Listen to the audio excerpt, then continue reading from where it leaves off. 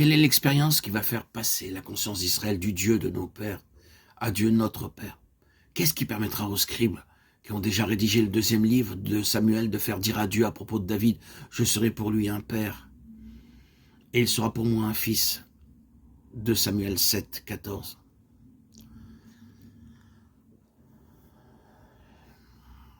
C'est la première fois que l'on se représente Yahweh,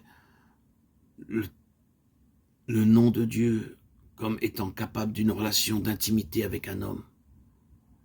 Que s'est-il passé?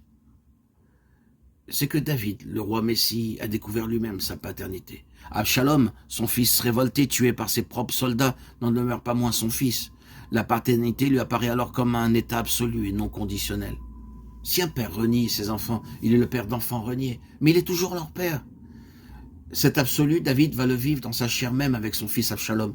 Absalom, le fils terrible qui voulait tuer son père et prendre sa place, tuer aussi ses frères et ses sœurs pour être seul à régner, est considéré par tous comme l'ennemi du peuple d'Israël, un danger pour la nation qu'il faut mettre hors d'état de nuire. David va donc demander à Joab de détruire l'ennemi du peuple. Joab s'exécute et remporte bientôt la victoire. Il vient l'annoncer à son roi. Que mon Seigneur, le roi, apprenne la bonne nouvelle. Yahweh t'a rendu justice aujourd'hui en te délivrant de tous ceux qui s'étaient dressés contre toi. Le roi demanda au Couchite, « Tout va-t-il bien pour le jeune Absalom ?» Et le Couchite répondit, « Qu'ils aient le sort de ce jeune homme, les ennemis de mon Seigneur le roi et tous ceux qui se sont dressés contre toi pour le mal. » Alors le roi frémit. Il monta dans la chambre au-dessus de la porte. Il parlait ainsi tandis qu'il s'en allait. « Mon fils Absalom, mon fils Absalom, que ne suis-je mort à ta place? Absalom, mon fils, mon fils. » On prévient Joab, voici que le roi pleure et se lamente sur Absalom. La victoire ce jour-là se changea en deuil pour toute l'armée, car l'armée apprit ce jour-là que le roi était dans l'affliction à cause de son fils Absalom. Et ce jour-là, l'armée rentra furtivement dans la ville, comme se dérobe une armée qui s'est couverte de honte en fuyant durant la bataille. Le roi s'était voilé le visage et poussait de grands cris. « Mon fils Absalom, Absalom, mon fils, mon fils. » Cette expérience de paternité inaliénable va faire réfléchir David, mais aussi les théologiens qui l'entourent, les rédacteurs du texte, sur cette qualité d'être à laquelle son cœur et ses entrailles participent. La réflexion des penseurs de l'époque est à l'inverse de celle de nos contemporains qui verraient aussitôt dans la paternité de Dieu une projection dans le ciel de la paternité humaine de David. Pour ces hommes, c'est exactement le contraire.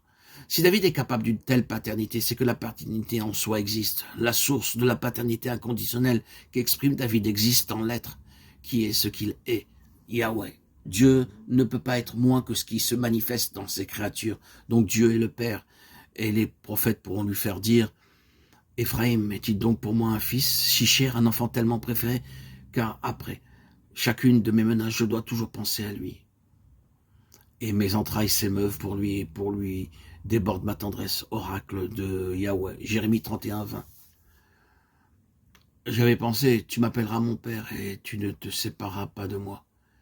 Mais comme une femme qui trahit son amant, ainsi m'a trahi la maison d'Israël. Oracle de Yahweh.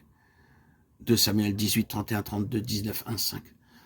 Cette prise de conscience de David et de son entourage donnera naissance à de nombreux psaumes où Yahweh, Dieu, n'apparaît plus seulement comme le tout-puissant, créateur, justicier, maître des mondes, mais comme portant en lui la paternité. Et cette paternité est comme le secret de Dieu que Yeshua, Jésus, le nouveau roi, Messie, Christos, le Sauveur, aura lui aussi à transmettre. Comme est la tendresse d'un père pour son fils, ses fils, tendres et Yahweh, pour qui attentif. Il sait de quoi nous sommes pétris, il se souvient que poussière nous sommes. Psaume de David 103, 13, 14.